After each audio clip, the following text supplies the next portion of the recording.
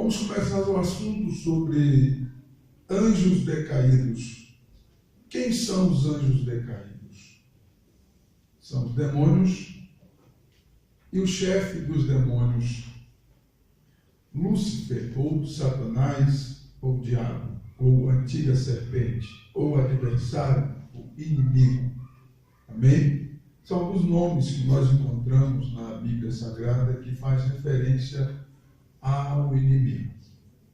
Tratando-se dos anjos decaídos, eu vou focar o assunto hoje, por conta de ser um assunto um pouco extenso, eu vou focar hoje falando de Lúcifer, da origem de Lúcifer, Satanás, porque Satanás, e vamos focar o assunto aqui, ok? Na próxima aula nós vamos falar sobre os demônios, os demais demônios.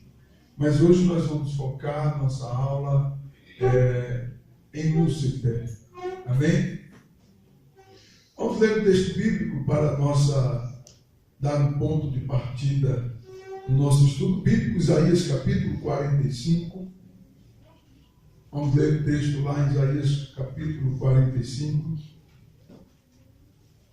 Glória a Deus, versículo de número 18. Isaías 45, versículo 18, diz assim a palavra de Deus, acompanhe todos, é importante que todos acompanhem. Porque assim diz o Senhor, que tem criado os céus, o Deus que formou a terra e a fez. Ele a estabeleceu, não a criou vazia, mas a formou para que fosse habitada. Eu sou o Senhor e não há outro. Alguém tem uma versão diferente? Por favor, leia. Versículo 18 de Isaías 45 diz assim: porque assim diz o Senhor, que tem criado os céus, o Deus que formou a terra e a fez. Ele a estabeleceu, não a criou vazia, mas a formou para que fosse habitada. Amém? O texto está trazendo uma referência que Deus criou. Você tem uma versão diferente? Pode ler, Maia. Porque o Senhor que criou os céus, Ele é o Deus que formou a terra e colocou todas as partes do universo em seus devidos lugares. Ele, o Deus que fez a terra para ser habitada pelo homem, e não um lugar de desordem e confusão, afirma: eu sou o Senhor e não há nenhum outro. Ok, obrigado, Maia. Observe que o texto que nós lemos, ele afirma que Deus criou a terra, os céus. E quando Deus criou, Ele criou de uma maneira que a terra fosse habitada. Amém? É isso que o texto está dizendo. O texto está afirmando que Deus cria, e cria de maneira que a terra fosse completamente funcional, que o homem pudesse habitar na terra, habitável, e não num caos, ok? Mas sim algo que pudesse ser habitado. Glória a Deus. Esse texto de Isaías, ele traz uma referência ao que nós chamamos de teoria do intervalo. Teoria do intervalo. Vamos lá no texto de Gênesis, capítulo 1, e o versículo 1 e versículo 2 de Gênesis. Nós vamos falar sobre a teoria do intervalo, para nós entendermos acerca desse contexto aqui. O que diz lá em Gênesis, capítulo 1 e o versículo 1 e 2? Observe o texto de Gênesis, capítulo 1, versículo 1 e 2. Vejam a narrativa, acompanhem a pontuação. No princípio, criou Deus os céus e a terra. Ponto. E a terra era sem forma e vazia. E havia trevas sobre a face do abismo, e o Espírito de Deus se movia sobre a face das águas. Quando nós lemos essa narrativa que traduz a teoria do intervalo, observe que dá a impressão, lendo esses versículos 1 e 2 de Gênesis 1, parece que tem duas terras. Porque o texto diz assim: no princípio criou Deus os céus e a terra. Pronto, a terra está aqui, criada. Ok? Aí dá um intervalo que não se sabe de quantos anos. Aí o texto continua: e a terra era sem forma e vazia. Então, observe que ela foi criada. E agora tem uma outra aqui, sem forma e vazia. Deu para entender? Quando nós lemos Isaías diz assim que Deus criou a terra para que ela fosse habitada, e não um caos. Então aqui está a teoria do intervalo. Deus cria a terra. A terra ficou sem forma e vazia. Por que a terra ficou sem forma e vazia? Nós vamos estudar isso aqui. Ok? É aqui que nós chamamos de a teoria do intervalo. Que intervalo? Do versículo 1 ao versículo 2 de Gênesis 1. Há um intervalo aqui de tempo que não se sabe dizer exatamente quanto tempo passou. Porque Deus cria. E depois de um tempo que não se sabe dizer corretamente quanto tempo, a terra se torna sem forma e vazia. Aí, se você analisar o conteúdo de Gênesis, seguindo no contexto, aí Deus começa a criar. E disse Deus: haja luz, e houve luz. Aí Deus começa a criar todas as coisas. Observe o versículo seguinte, versículo 3. E disse Deus: haja luz, e houve luz. E viu Deus que era boa a luz, e fez Deus separação entre a luz e as trevas. Versículo 5. E Deus chamou a luz dia, e as trevas chamou noite, e foi a tarde e a manhã, o dia primeiro. A Bíblia diz que Deus cria. Depois a terra se torna sem forma e vazia. É a teoria do intervalo entre o versículo 1 e o versículo 2. A terra se torna sem forma e vazia. Em seguida, depois de um tempo que não sabemos quanto tempo foi, não sei, pode ter sido milhões de anos? Pode, porque a arqueologia, a ciência explica uma rocha com camadas, e eles falam lá, tem tantos milhões de anos, não sei o que, a gente fica meio, né? Então, é isso aí. Porque, segundo a cronologia bíblica, a partir da recriação, que Deus aqui começa a recriar tudo de novo, aqui a partir do versículo 3. Você observa, aqui Deus começa a recriar algo que outrora ele havia criado a terra para ser habitada. E aqui ele começa a recriar novamente no versículo 3. E nós observamos que não há explicação dessa teoria do intervalo, quanto tempo real foi esperado aí, quanto tempo passou.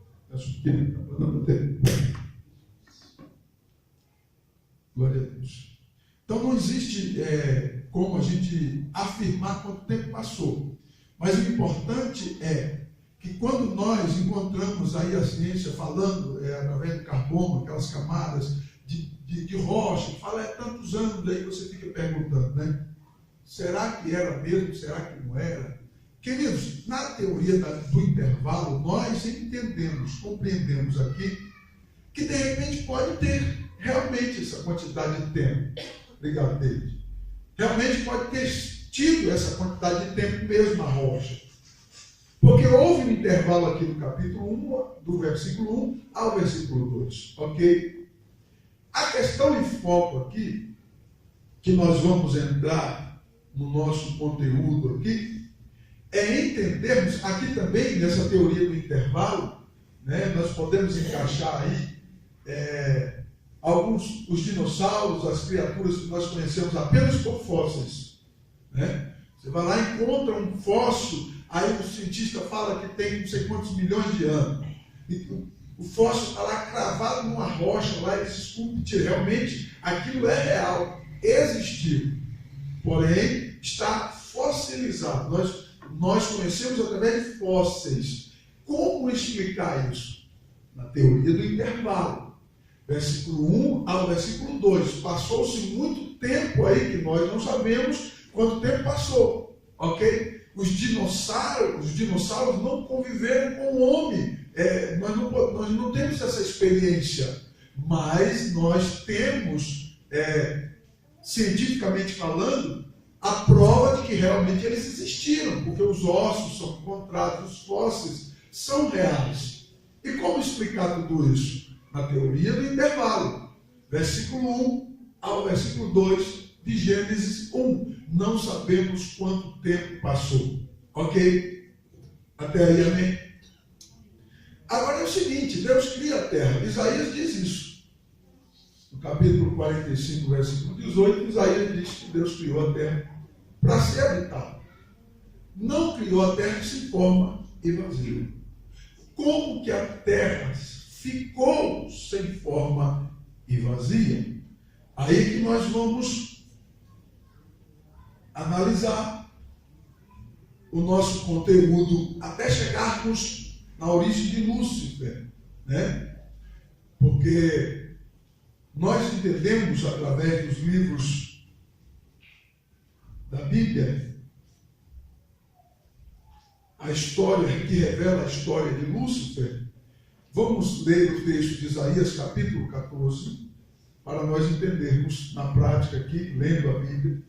Isaías capítulo 14, versículo 12 a seguir.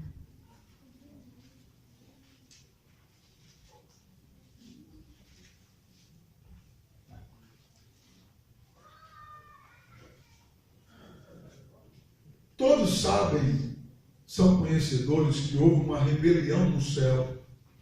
Amém? E nessa rebelião que houve no céu, os textos sagrados revelam que Satanás foi lançado de lá, foi destruído e lançado na terra. Não somente ele, Lúcifer, mas todos os demônios que seguiam os conselhos dele, ou seguiram os conselhos dele, né?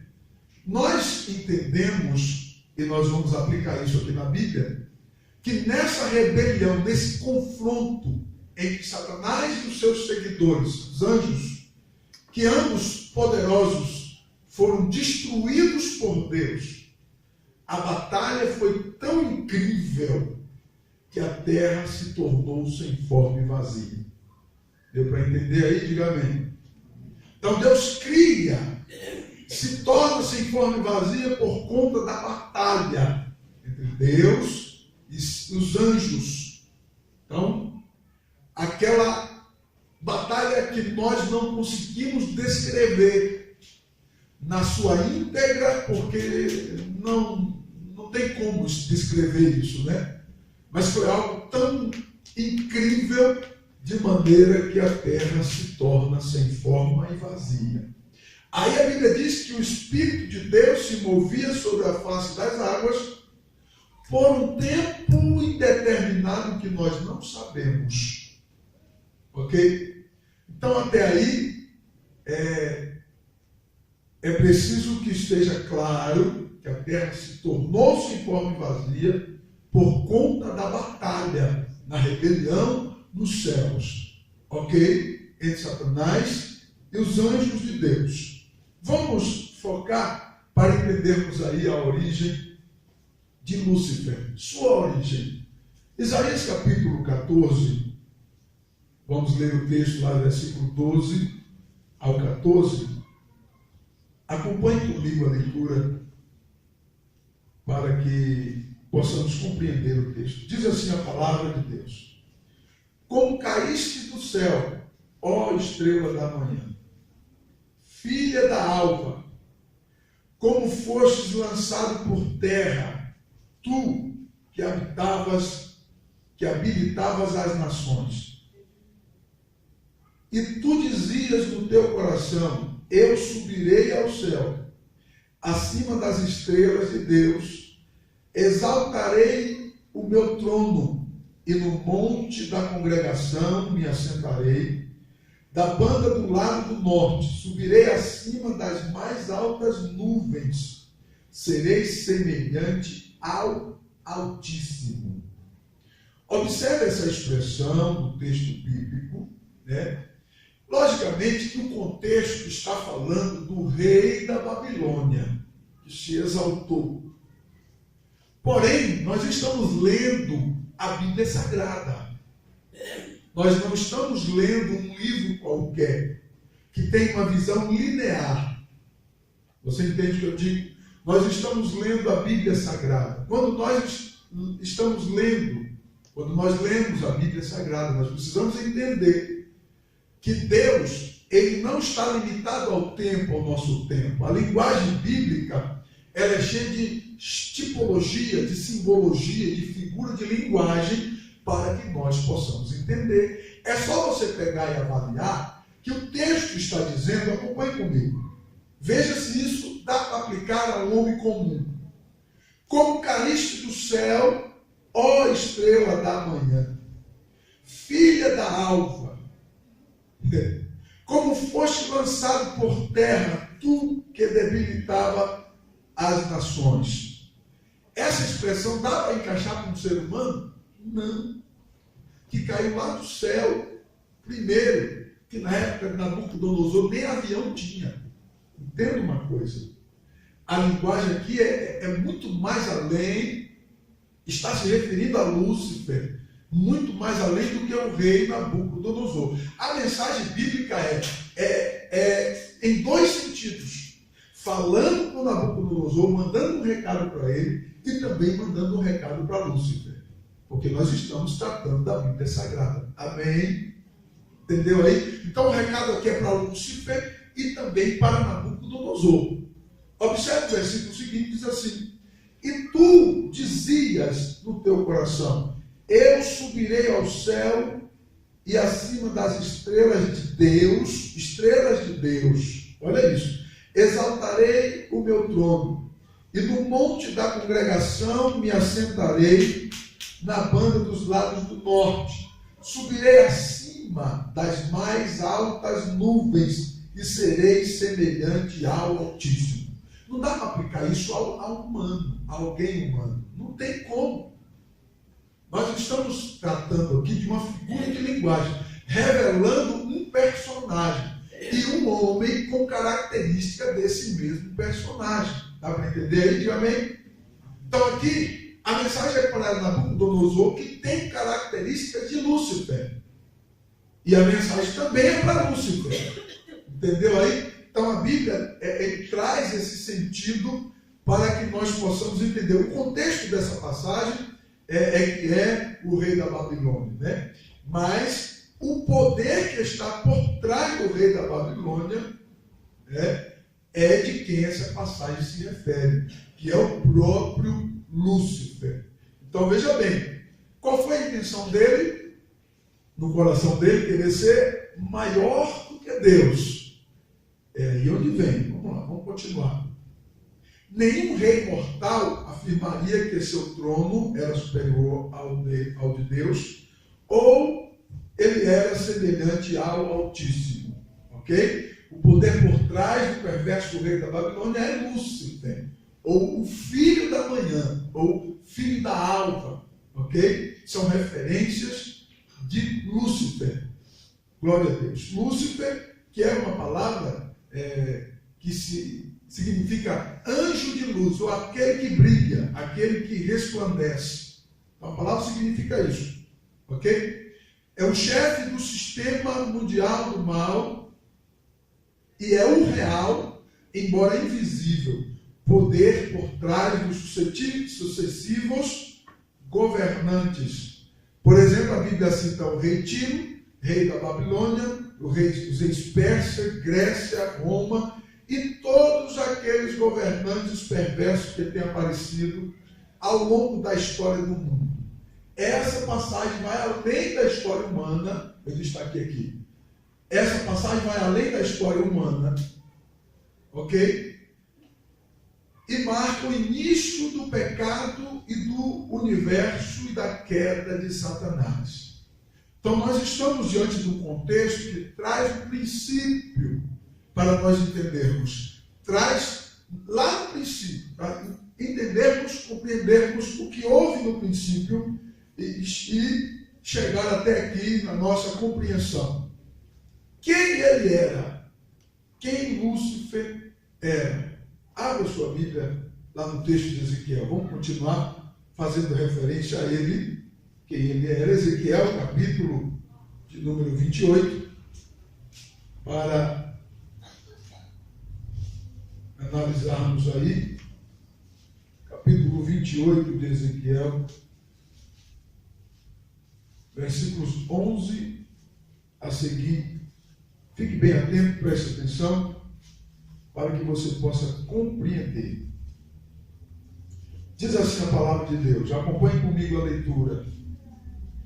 Veio mais a minha palavra do Senhor, dizendo: Filho do homem, levanta uma lamentação sobre o rei de Tiro, e diz-lhe: Assim diz o Senhor Jeová, tu és o aferidor da medida, ou a medida padrão, ou a forma, para que fosse criado os demais, cheio de sabedoria e perfeito em formosura. Estavas no Éden, jardim de Deus. Toda pedra preciosa era a sua cobertura, a sardônia, o topázio, o diamante, a turquesa, o ônix, o jaspe, a safira, o carbúnculo, a esmeralda, o ouro, a obra dos teus tambores, porque era músico, e dos seus pífaros estava em ti, no dia em que fostes criado. Foram preparados. Tu eras querubim ungido para proteger, e te estabeleci no Monte Santo de Deus. Estava no meio das pedras afogueadas. Perfeito eras nos teus caminhos, desde o dia em que foste criado, até que se achou iniquidade em ti. E na multiplicação do teu comércio se encheu o teu interior de violência e pecastes. Pelo que te lançarei profanar fora do Monte Santo de Deus, e te farei perecer, ó querubim protetor, entre pedras afogueadas. Elevou-se o teu coração por causa da tua formosura, corrompeste a tua sabedoria por causa do teu resplendor. Por terra te lancei, diante dos reis te pus, para que olhem para ti. Pela multidão das tuas iniquidades, pela injustiça do teu comércio, profanaste os teus santuários. Eu, pois, fiz sair do meio de ti um fogo, que te consumiu a ti, e te tornei em cinza sobre a terra. Sobre aonde? A terra. Observe que há uma destruição aqui, se você imaginar esse versículo. Ó, acompanhe comigo. Pela multidão das tuas iniquidades, é o versículo 18. Pela injustiça do teu comércio, profanaste os teus santuários. Eu, pois, fiz sair do meio de ti um fogo, que te consumiu a ti, e te tornei em cinza sobre a terra. Sobre a terra. Aos olhos de todos os que te veem, todos os que te conhecem, entre os povos estão espantados de ti, e grande espanto te tornaste, e nunca mais serás para sempre. Observe que essa narrativa não se encaixa em um homem humano. Não dá. Ezequiel está fazendo menção do rei de Tiro. Ok? Mas é como nós lemos em Isaías. Nós não podemos visualizar a Bíblia no sentido linear, como se você estivesse lendo um livro qualquer. Não. Observe que as linhas aqui são as mesmas. que vão tecendo no mesmo tecido, sem provocar confusão. É só você pegar e encaixar um ao outro, que nós vamos encontrando as respostas. O rei de Tiro foi um homem ímpio, no mesmo naipe no seu sentimento orgulhoso como Lúcifer. Então aqui o texto, Ezequiel, fala Deus feito os demais. Entendeu aí o que é isso? O que é que o profeta está dizendo? Tu és o aferidor da medida. Ou tu és o modelo de perfeição. O texto está nos revelando que primeiro Deus cria ele perfeito em formosura, em sabedoria, incrível. Uma criatura que Deus fez incrível, perfeito em formosura. Não precisava colocar silicone, não precisava ter retoque nenhum, entendeu? Perfeito. Deus criou Lúcifer, perfeito. Dele, como medida padrão, Deus criou os demais anjos. Ok? Então ele era o principal. Ele era, conforme os textos bíblicos, o aferidor da medida. Ok? Alguns textos dizem o sinete da perfeição. Ou seja, o modelo de perfeição, cheio de sabedoria e de perfeita beleza. Cheio de sabedoria e de perfeita beleza. Por isso ele se exaltou.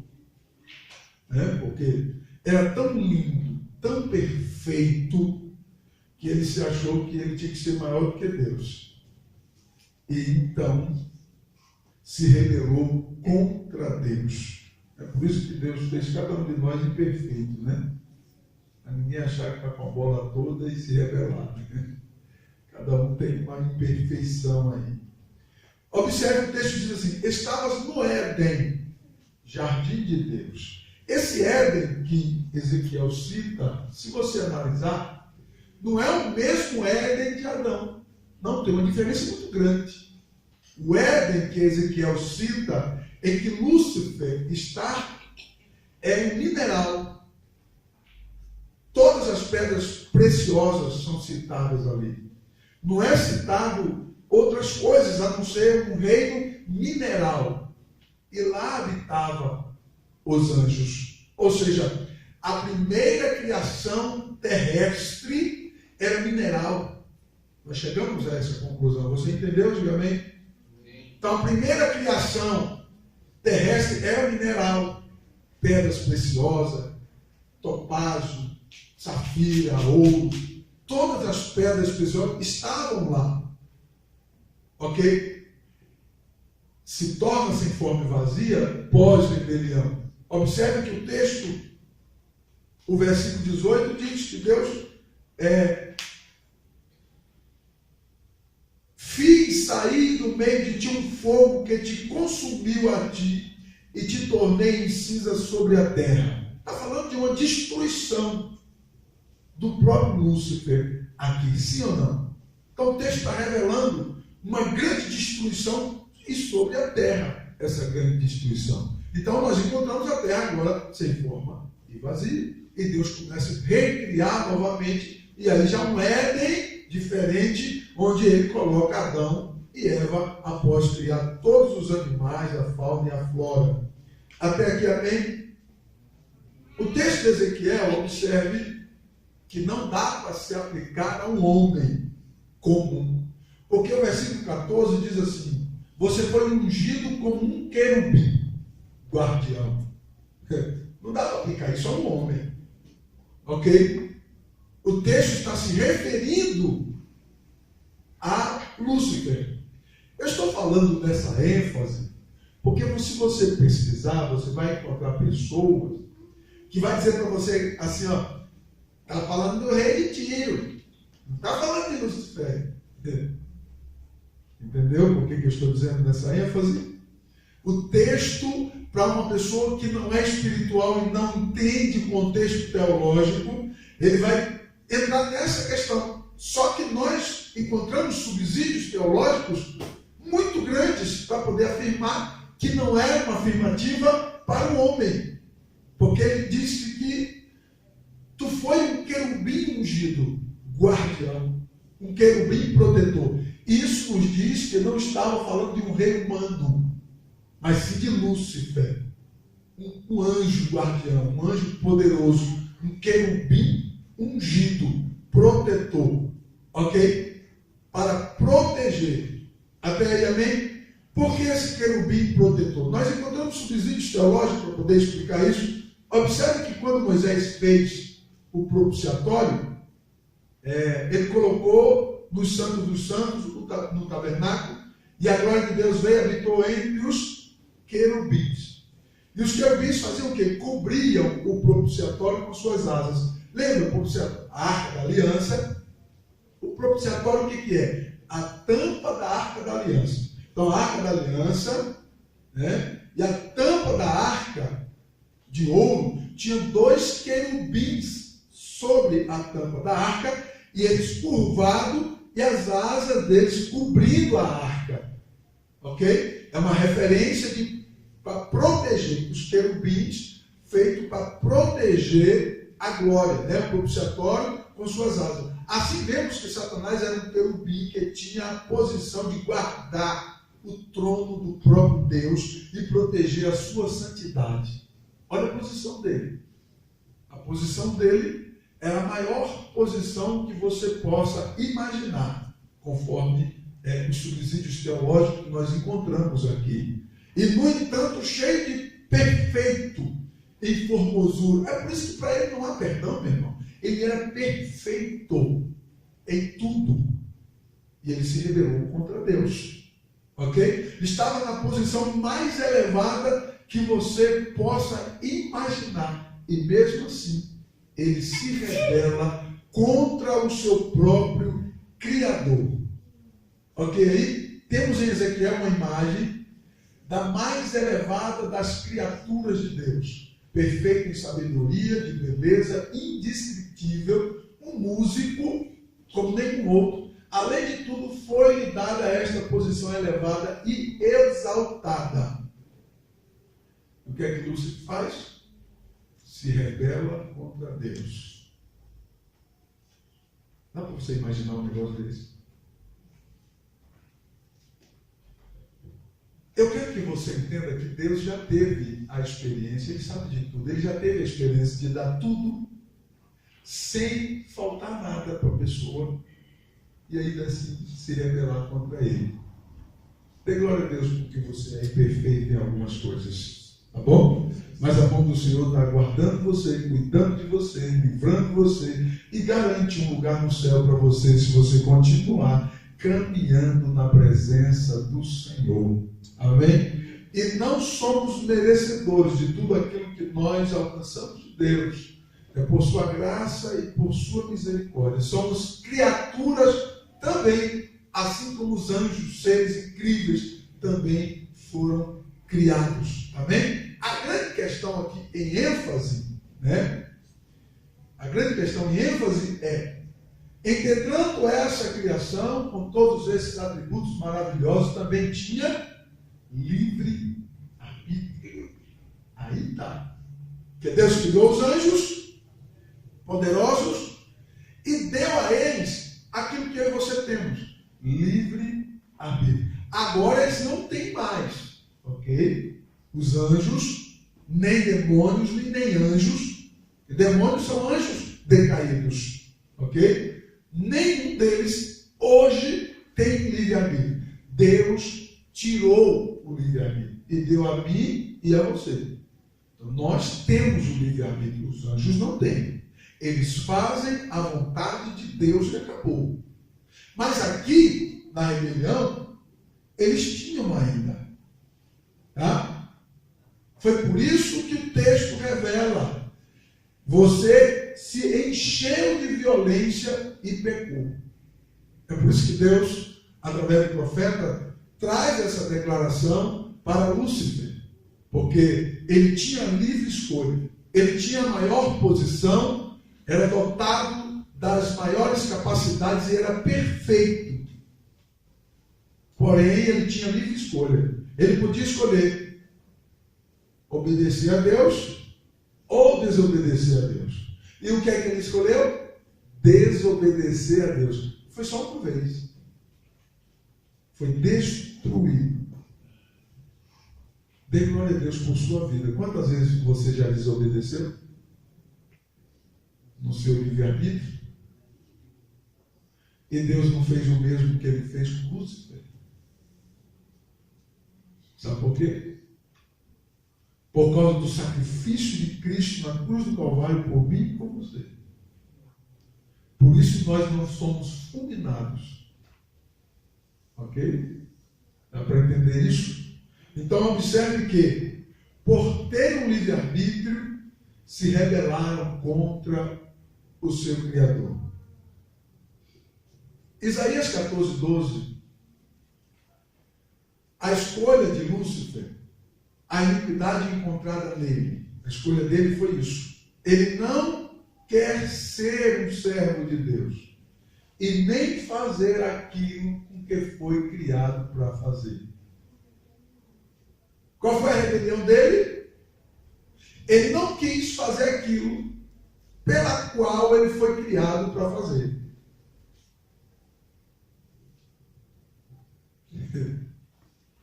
Essa foi a iniquidade encontrada nele. O orgulho, a rebelião contra Deus. Porque tinha algo estabelecido para que ele fizesse. Ele se rebelou tudo aquilo com orgulho e pecou. Eu não vou nem trazer isso para o dia de hoje. Porque o negócio fica difícil quando a gente traz para o dia de hoje, né? Porque mexe conosco. Quantas pessoas que seguem junto com rebelados? Qual é o resultado? Nós estamos falando sobre Lúcifer, mas na próxima semana nós vamos falar sobre os seguidores de Lúcifer. Você vê o que aconteceu com eles também. Tá? Nossa pauta é o chefe, o principal. Mas entenda que ele, com a sua conversa, porque o texto de Ezequiel diz isso, com a sua lábia, com a sua multidão de papudo, conseguiu conquistar milhares, que não dá para descrever o número exato, de anjos que seguiu ele. Que no dia da batalha contra Deus, eles guerrearam juntos. Contra Deus, contra o próprio Criador. Tá? Só que tem uma coisa, sobrou para todo mundo. Tanto de onde começou, quanto os que seguiram ele. É aí que está o perigo. Tá? O perigo está aí. A gente segue um rebelado, o rabisco sobra para você também. Tem que tomar muito cuidado com isso. E não é muito difícil encontrar situações assim. Né? Só uma reflexão aqui, a mensagem direcionada ao rei de Tiro, em Ezequiel, e ao rei da Babilônia, em Isaías, com uma mescla de informações. Ou seja, o recado ao príncipe de Tiro e a Lúcifer. O recado ao príncipe de Babilônia e a Lúcifer. Com diferentes momentos e lugares, não apresentados de forma linear, como tivesse lendo um livro qualquer. Só para a gente frisar o que nós já falamos aqui. Quando estivermos lendo a Bíblia, entenda, você não está lendo um livro qualquer. E ensine para o seu filho que ele, quando estiver lendo a Bíblia, ele não está lendo um livro comum. Tá? Esse livro é sobrenatural. É a palavra de Deus. Amém? E nós temos que ler com toda a reverência, né? Deus é extratempo, reafirmando aqui as figuras de linguagem encontradas no texto, ou nos textos que nós lemos. Deus é extratempo. O texto que Jesus fala para Pedro assim: sai para lá, Satanás. Jesus chama Pedro de Satanás. Jesus está chamando Pedro de Satanás? Não, Jesus está falando com Satanás, que estava usando Pedro. Deu para entender? Diga amém. Ok? Então entenda que os textos bíblicos, existem figuras de linguagem que nós precisamos ficar atentos, né? Satanás estava colocando palavras na boca de Pedro. Então Jesus fala diretamente para Satanás. Só que Satanás estava colocando palavras na boca de Pedro. Então, parece que Jesus está chamando Pedro de Satanás, não parece? Mas não é isso. Jesus está falando direto com Satanás, que estava colocando palavras na boca de Pedro. Ok? Amém? Se olharmos de forma linear, o sacrifício de Cristo não teria valor para os que morreram antes da morte de Cristo na cruz. Pegou isso aí ou não? Deu para pegar isso aí? Se a gente ler a Bíblia como se estivesse lendo um livro, de forma linear, então o sacrifício de Cristo não teria valor nenhum para aqueles que morreram antes de Cristo ser crucificado. Os textos sagrados dizem que ele morreu para todos quanto aguardam nele, esperaram nele, aguardaram na promessa. Amém? Então o sacrifício é válido. Nós precisamos entender essa figura de linguagem que a Bíblia usa. O próprio Jesus, quando ele fala de si mesmo como a porta, a videira, o grão de trigo, Jesus por acaso é porta? Jesus por acaso é videira? Jesus por acaso é grão de trigo? São figuras de linguagem que a Bíblia usa para nos trazer informações. Alguns subsídios teológicos, para a gente finalizar aí. Vamos ler o texto lá de Lucas 10, 18. Lucas 10, 18 afirma que ele caiu do céu.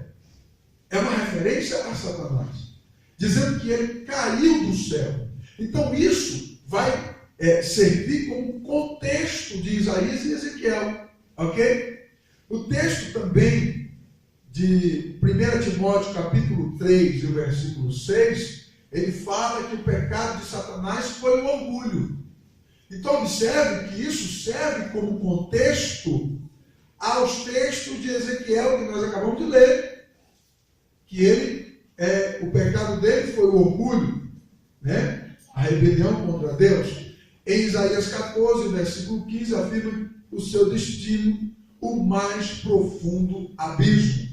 Observe que isso, se nós avaliarmos lá no texto de Apocalipse, nós vamos encontrar que o texto revela o julgamento final de Satanás, Apocalipse capítulo 20, versículo 7 ao versículo 10. Vamos lá? Apocalipse capítulo 20, versículo 7 ao versículo de número 10.